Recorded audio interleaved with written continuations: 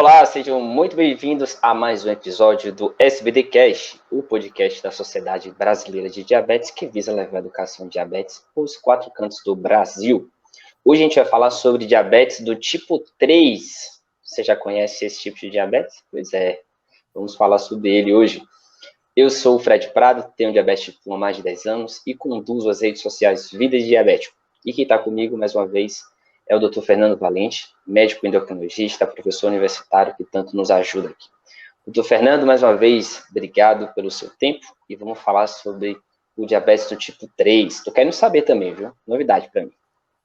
Tudo bom, Fred? Tudo ótimo, graças a Deus. Que bom. Ô, Fred, a gente chama, né? Algumas pessoas chamam carinhosamente aí os familiares, tal, de diabetes tipo 3, né?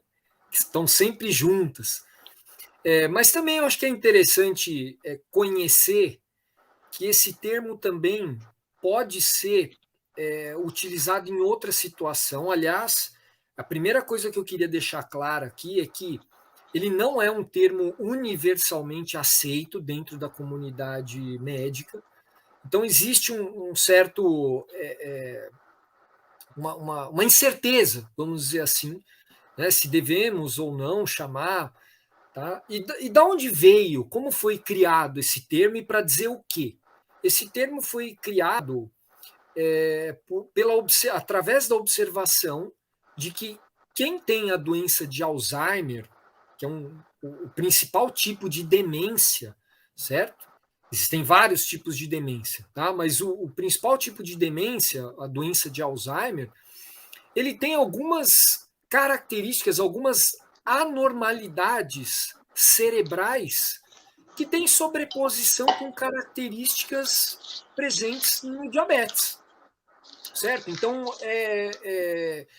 existe uma alteração na sensibilidade à insulina cerebral. Existe uma diminuição do receptor ali para agir a insulina. Em outras palavras, a pessoa que tem Alzheimer, ela tem uma forma ali de resistência à insulina no cérebro, tá? E é importante também falar que não é toda pessoa com Alzheimer que tem diabetes, certo? Certo. E nem toda pessoa com diabetes também não quer dizer que vai desenvolver Alzheimer. Mas também eu queria colocar aqui, Fred, uma coisa importante, né? Que parece haver uma via de mão dupla aí. A gente, quem tem a doença de Alzheimer tem um pouco mais de risco de desenvolver diabetes, sim, certo? Mesmo depois de idade. E também quem tem diabetes e fica constantemente, cronicamente descompensado, tá? Além de ter possivelmente acometimento na retina dos olhos, ou nos rins, ou nos nervos, ou no coração, também o cérebro pode sofrer, certo? Então é mais um motivo para controlar bem a glicose, certo? Você sabia disso, Fred? Que pode ser uma complicação também do diabetes? Pois é, né? Isso só reforça a importância de a gente, uma vez que descobriu ter diabetes, seja qual for o tipo, a gente se cuidar, né? Porque além de todas as complicações que a gente já fala aqui, já tem episódios, muitos que a gente fala aqui, cada tipo de complicação, tem mais essa, né? E a ciência cada vez mais evolui e conecta as coisas, né? Assim como quem tem diabetes tipo 1, que é uma doença autoimune, tem também uma possibilidade maior de desenvolver alguma outra doença autoimune, né? Em geral, celíaca, né? A gente já conversou sobre isso também. Cada vez mais está conectado, né? Significa que você tem um defeitinho ali, a probabilidade de você ter algum outro defeito, ou desse defeito gerar alguma outra situação é maior. Então, a gente precisa ter hábitos saudáveis e se cuidar. E a gente estava conversando que eu tenho um tio, né? Querido tio, que descobriu, coincidentemente, né? Junto, diabetes tipo 2 e doença da Alzheimer. Ele está bem agora, graças a Deus, mas o quanto que isso também, que a gente está falando da conexão das duas situações, né? E vice-versa, né? E eu não lembro, de fato, se foi primeiro Alzheimer, depois diabetes tipo 2, ou mas enfim, os dois estão conectados, né? Isso. Permanece a dúvida se elas são condições paralelas que ocorrem a partir da resistência à insulina, que seria o solo comum, tá? Ou se uma contribui para a outra, certo? Então, a gente ainda não sabe direito, Fred, se a resistência à insulina é causa ou consequência da doença de Alzheimer, certo? E é importante dizer também que existe um tipo de demência até mais comum, não para a população geral. A população geral realmente, a doença de Alzheimer é mais, mas na pessoa com diabetes, um tipo mais comum aí que é a demência vascular. A gente já conversou aqui algumas vezes de que se o açúcar fica alto no sangue, livremente circulando, ele vai chegar alto ali no coração, para o rim, para os nervos, para todos os órgãos, para o pulmão, tá? E também chega mais alta para o vaso sanguíneo do cérebro.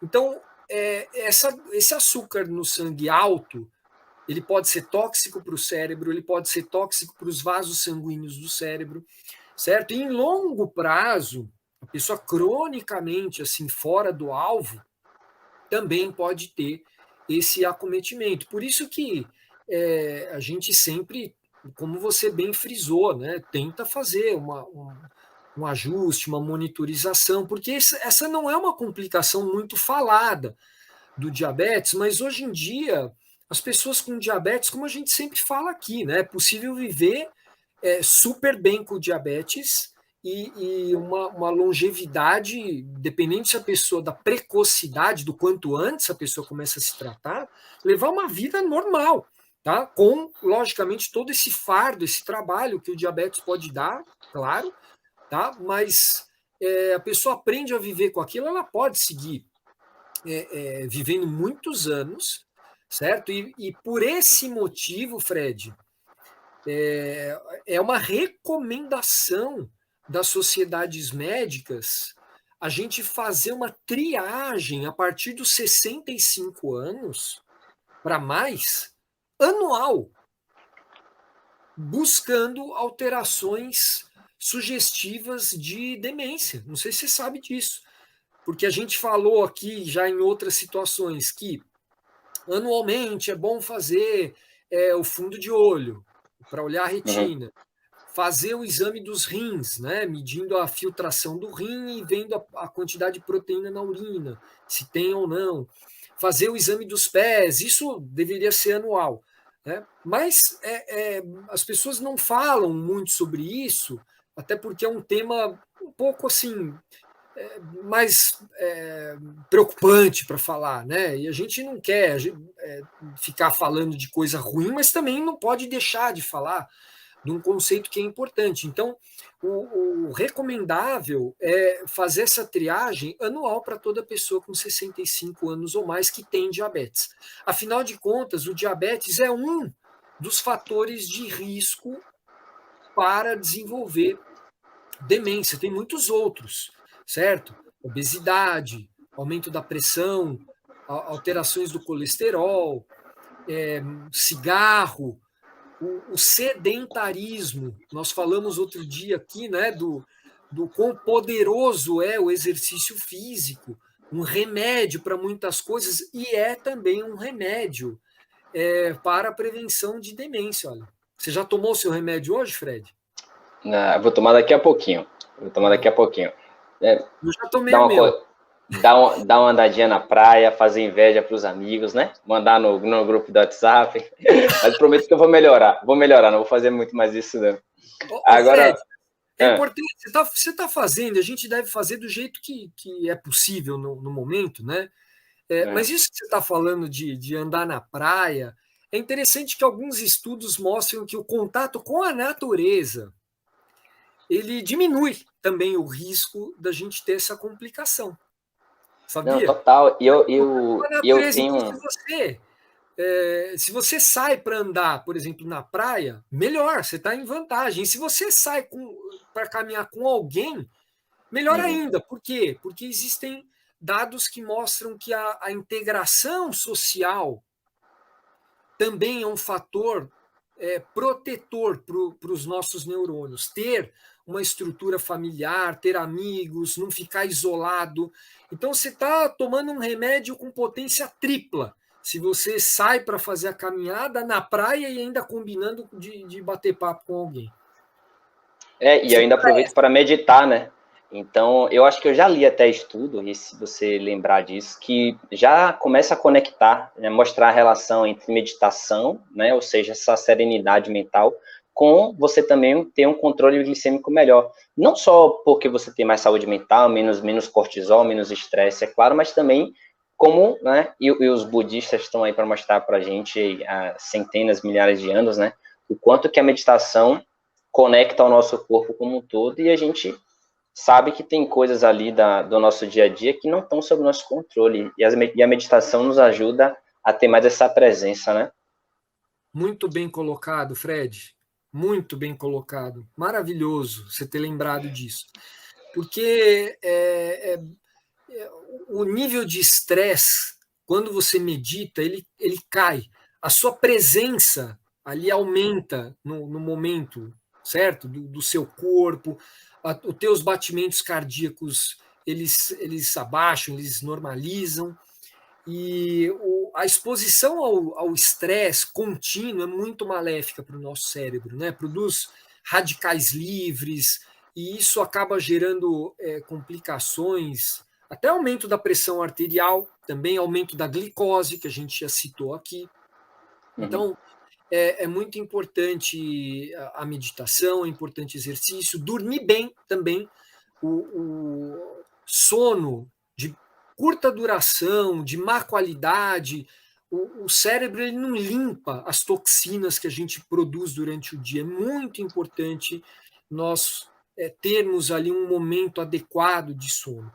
E ainda assim, Fred, pode acontecer, a pessoa fazendo tudo certinho, pode acontecer de aparecer uma demência, certo? Porque existe um fator genético muito forte, a genética é muito forte nesse sentido, tá? Mas a gente tem que falar aqui do que dá para fazer, né? E não de ficar ali lamentando aquilo que sai do nosso controle, como você disse aí numa outra circunstância, né? Então tem que se dedicar a isso, a cuidar do nosso estilo de vida e lembrar que também a demência ela tem relação com o que acontece na nossa infância, com o nível educacional, com a nutrição que a gente recebe. Então, realmente, quem passa por situações de desnutrição, estresse muito forte na infância,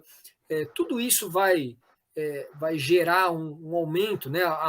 Infelizmente, a qualidade da educação tá muito ruim, né, no nosso país, e essa doença ela é mais prevalente em países em desenvolvimento por conta disso. Então é mais um motivo aí para a gente, né, estimular educação. Educação é muito importante no nosso país, né?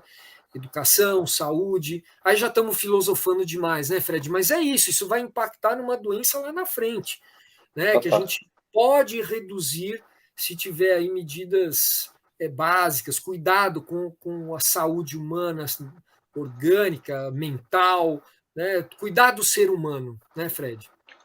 Me fez lembrar também da questão que a gente falou, né, da associação de diabetes com a doença de Alzheimer. O quanto que hipoglicemias constantes fazem com que também o nosso cérebro fique mais afetado, né? Afinal de contas, é uma situação ali que é emergencial, né? Então, imagino que isso ao longo do tempo possa ter os seus efeitos também, né? Pô, Fred, você tá lendo o meu pensamento, cara. Que Tá vendo? propriedade é essa? Conexão. Rapaz, mas isso é a próxima coisa que eu tô aqui, olha, eu não posso deixar de falar isso, porque é muito importante. Então, às vezes a pessoa fica querendo lá ficar com a glicada ali em 5,5, 6, tal, fica tendo hipoglicemias.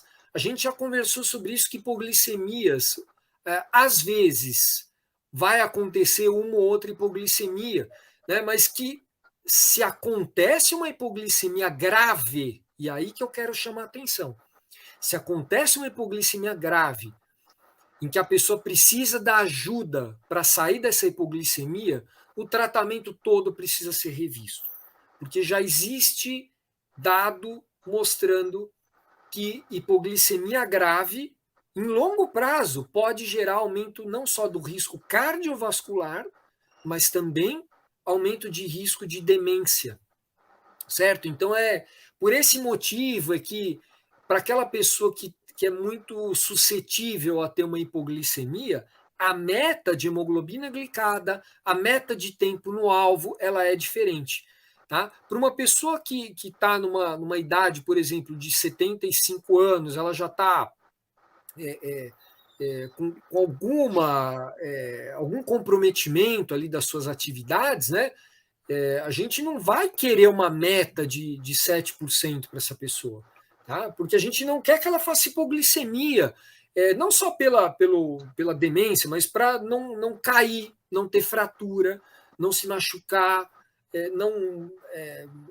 e até porque é importante, viu, Fred, a gente falar que essas pessoas de mais idade, elas têm também uma dificuldade de perceber a hipoglicemia. Elas estão mais suscetíveis a uma hipoglicemia porque a percepção dos sintomas fica diminuída na pessoa com mais idade.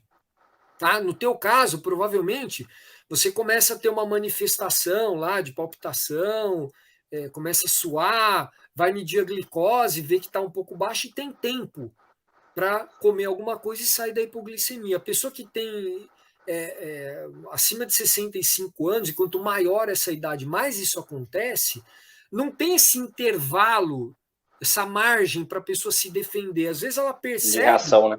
Hipoglicemia já com uma queda do nível de consciência.